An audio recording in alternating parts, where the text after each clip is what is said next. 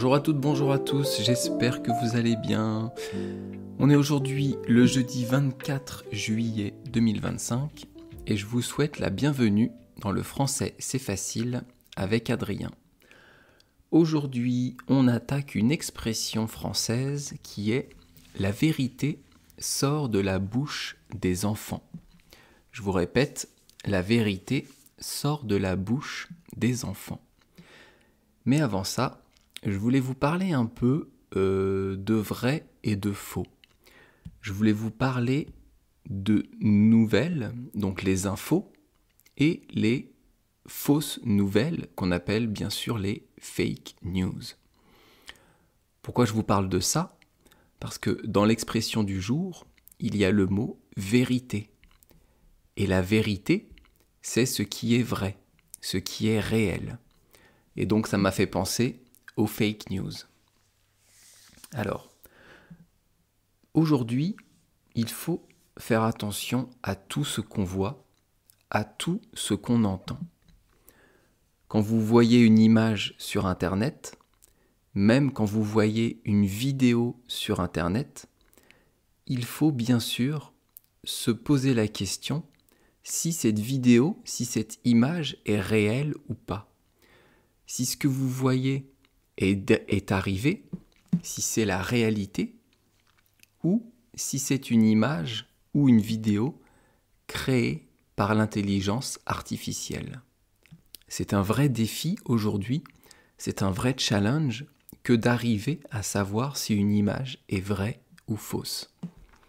L'IA a tellement fait de progrès et va tellement en faire dans les mois et les années à venir que on ne pourra plus savoir si une image est vraie ou fausse. Et ça, c'est pas dans 5 ans ou 10 ans. Je crois que c'est dans 6 mois ou 1 an, l'IA sera plus intelligente que la totalité des humains réunis. Et ça, c'est très bientôt. Donc vraiment, quand vous voyez quelque chose, quand vous lisez quelque chose sur Internet, je pense que vous le savez déjà, mais je le répète, vérifiez l'information, vérifiez les images, recoupez sur différents sites les informations. Aujourd'hui, plus que jamais, c'est très difficile de voir si une information est vraie. Avant, je vous parle de ça il y a 15 ans, 20 ans, c'est pas si vieux. Il y a 20 ans, c'est en 2005. C'est il n'y a pas longtemps.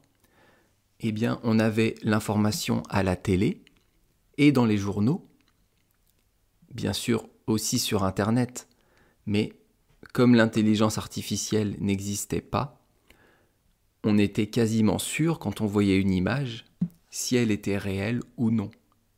Alors bien sûr, il y avait déjà les logiciels pour truquer les images, mais c'était assez grossier.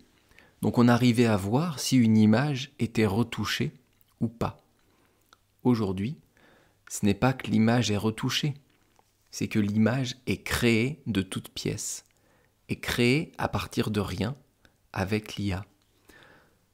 Donc, comme je vous disais, avant, il y a 20 ans, 30 ans, c'était facile de vérifier une information. C'était facile de savoir si une info était vraie ou non. Aujourd'hui, c'est beaucoup plus difficile. Et comme c'est beaucoup plus difficile, on ne sait plus qui croire. On ne sait plus quoi croire. C'est vrai qu'on a confiance en beaucoup moins de choses maintenant. Avant, je ne me posais pas la question.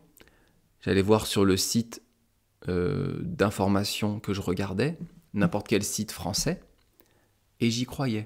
Aujourd'hui, quand je lis quelque chose, je lis, j'y crois ou je n'y crois pas, mais je vais vérifier ailleurs. J'espère que ce sera toujours possible dans le futur de pouvoir vérifier les choses, parce que sinon, ça va laisser de l'espace à tout un tas de groupements, à tout un tas de pays, à tout un tas de personnes à qui ça va profiter de divulguer, de mettre sur le net de fausses informations. Bon, c'est pas très rigolo ce que je raconte, mais au moins ça vous permet d'écouter du français. Donc le vrai ou le faux, aujourd'hui c'est compliqué. À moins de le voir avec ses yeux dans le réel, il faut faire très attention. Ça, c'était ma petite introduction du jour.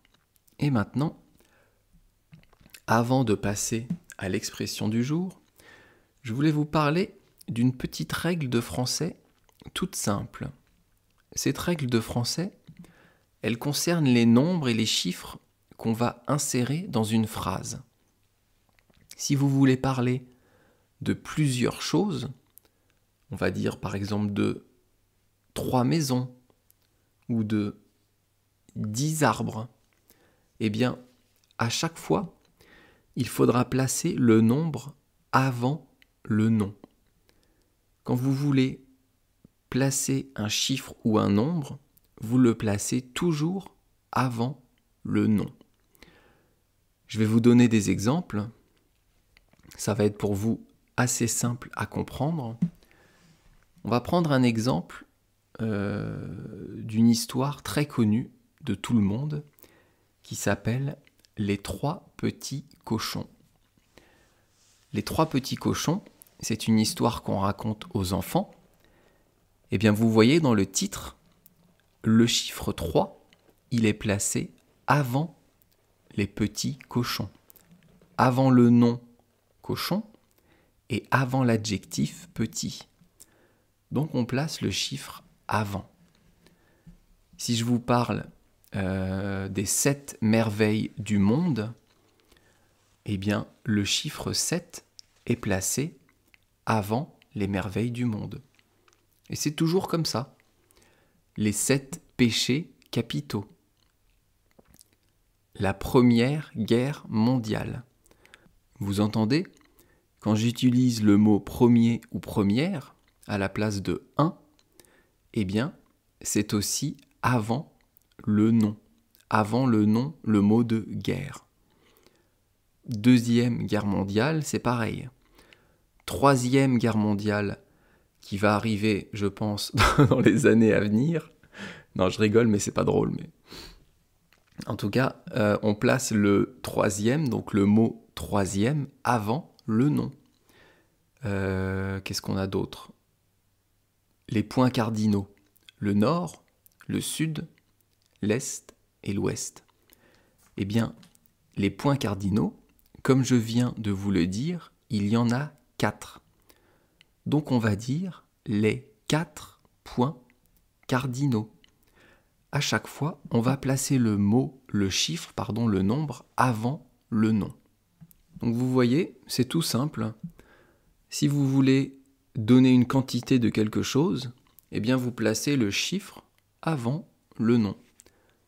5 baguettes de pain, 3 pièces de bœuf, 10 fruits, peu importe, je ne sais pas, c'est toujours avant.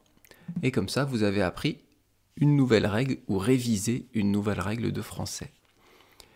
Et maintenant, on va passer à l'expression du jour qui est « La vérité sort de la bouche des enfants ».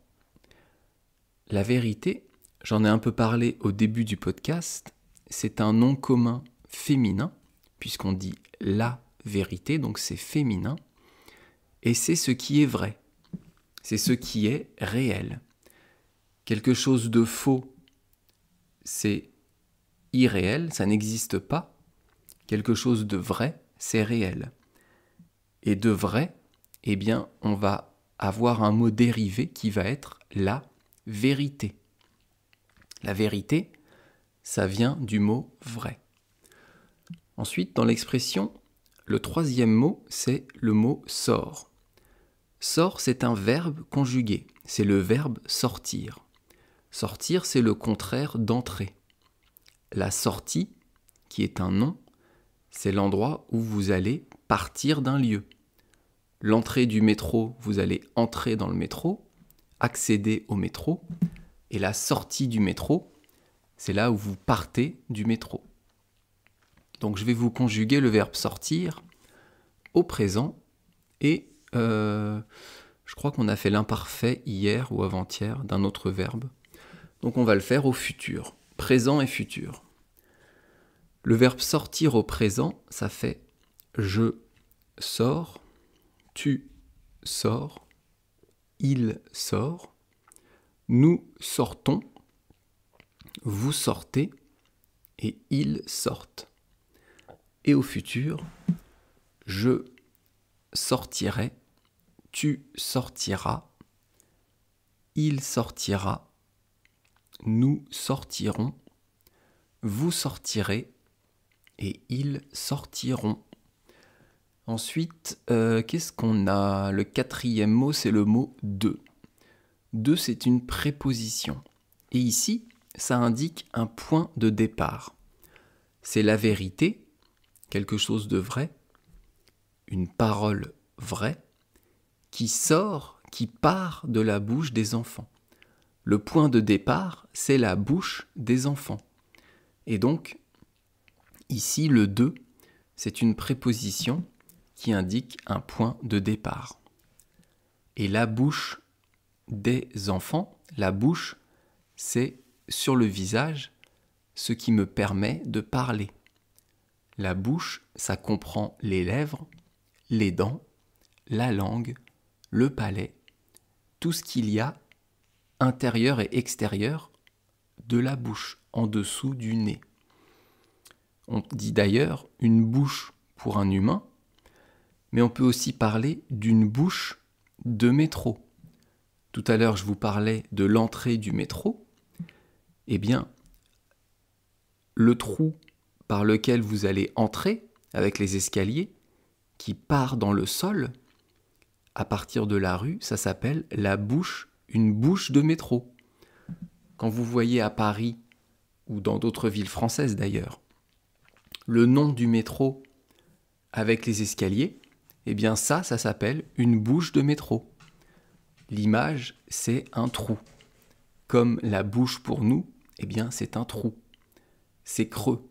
C'est ce qui permet de parler. Et donc la bouche des enfants, le mot des, c'est un article indéfini. C'est la bouche qui appartient aux enfants. Et donc c'est indéfini, pluriel, parce qu'il y a ici dans l'expression plusieurs enfants. Et un enfant, c'est un petit, je vais dire un petit homme, c'est pas un adulte, c'est un enfant. Quand vous êtes jeune, entre 0 et 12 ans, vous êtes un enfant. Après, vous êtes un adolescent et après, un adulte. Alors pourquoi on dit ça? Pourquoi on dit la vérité sort de la bouche des enfants? Parce qu'en fait, les enfants ont tendance à dire ce qui leur passe par la tête. Les enfants sont innocents. Ils n'ont pas de filtre. Ils n'ont pas de filtre, oui c'est ça, de barrière qui va empêcher de dire des mots. Par exemple, nous, en tant qu'adultes, eh bien, on ne va pas dire tout ce qui nous passe par la tête. On va d'abord contrôler notre pensée, filtrer les paroles et faire attention à ce qu'on dit. Si vous parlez à quelqu'un et que vous pensez que cette personne est bête ou est un imbécile, vous n'allez pas lui dire « Ah ouais, donc toi, t'es vraiment bête en fait ». Vous allez lui dire « Je comprends ce que tu dis, mais peut-être que tu devrais réfléchir à ça. » Ça, c'est bien politiquement correct, ça. Donc, en fait, les adultes ont un filtre dans le cerveau qui va justement filtrer, qui ne va laisser passer que ce qu'on peut dire. Alors que les enfants, eh bien, ils disent tout. Ils n'ont pas de filtre et souvent, c'est la vérité. Je vais vous raconter d'ailleurs une histoire vraie que ma mère m'a racontée sur moi, donc quelque chose que j'ai dit, moi, en étant enfant. En fait, ma mère m'emmenait dans le train, donc on était tous les deux dans le train, je devais avoir 7, 8 ans, peut-être 6 ans. Non, pas 8 ans, je pense, j'étais pas aussi grand, je devais avoir 5 ou 6 ans. Et je tire ma mère par la main, Et je lui dis « Maman, maman, pourquoi la dame, elle est grosse ?» À une femme qui était juste à côté de nous, en parlant d'une femme qui était grosse, qui était obèse, à côté de nous. Et donc moi j'ai dit tout haut « Maman, pourquoi la dame, elle est grosse ?» Ma mère, toute rouge, elle m'a dit « Il faut pas dire ça, fais attention à ce que tu dis, ça se dit pas. » Heureusement, je crois que la femme qui était forte a plutôt souri, a plutôt rigolé. Et ça, c'est un bon exemple de la vérité sort de la bouche des enfants. Un adulte aurait jamais dit « Pourquoi t'es gros ?» ou « Pourquoi vous êtes grosse ?» Un adulte ne va pas dire ça. Un adulte ne va rien dire. Il va voir que la femme est grosse, mais il ne va pas poser de questions. Eh bien l'enfant, il pose la question, ça veut dire qu'il est sans filtre, et en plus c'est la vérité, puisque cette femme était vraiment grosse. Alors elle vient d'où cette expression ? Pourquoi on dit la vérité sort de la bouche des enfants ? Cette expression, elle vient de la Bible. Elle vient du livre des Écritures saintes de la religion chrétienne. La Bible, il y a l'Ancien Testament et le Nouveau Testament. L'Ancien Testament, ce sont les histoires qui se sont passées avant la naissance de Jésus et le Nouveau après. Alors on y croit, on n'y croit pas, chacun est libre de penser ce qu'il veut. En tout cas, dans cette Bible, eh bien Dieu, donc le Père de Jésus, utilisait la bouche des enfants afin de révéler la vérité. Dieu faisait passer des messages à travers les enfants pour dire des vérités aux adultes. Et donc, dans la Bible, la vérité qui sort de la bouche des enfants, c'est la parole de Dieu. Et donc, au fur et à mesure des années, depuis 2000 ans, ça s'est transformé et maintenant, on peut utiliser cette expression dès que vous avez un enfant qui dit quelque chose de vrai. Eh bien, vous pourrez dire « Ah oui, la vérité sort de la bouche des enfants ». Comme sur l'image du podcast, où la petite que j'ai sélectionnée est toute mignonne, elle ne peut que dire la vérité. En anglais, on dit « out of the mouth of babes ». Ça veut dire la même chose, en dehors, dehors ou sortir de la bouche des enfants. J'espère que vous avez compris que votre niveau de français s'améliore parce que je fais ce podcast pour ça. Je fais ce podcast pour vous aider à vous améliorer. Et vous, pour me remercier, vous pouvez me laisser un petit commentaire sur YouTube, sur Patreon, sur votre application de podcast ou même participer à mon site Patreon afin de m'aider à la production du podcast. Demain, on s'occupera d'une nouvelle chanson française qui est très récente puisque l'album de cette chanteuse est sorti en mars 2025. Cette chanson, elle s'appelle « Mauvais garçon » et elle est chantée par Elena. Je vous laisse donc écouter le podcast demain pour découvrir la chanson. Merci beaucoup de m'avoir écouté et je vous dis donc à demain. Et à bientôt, bye bye, hasta luego, matane.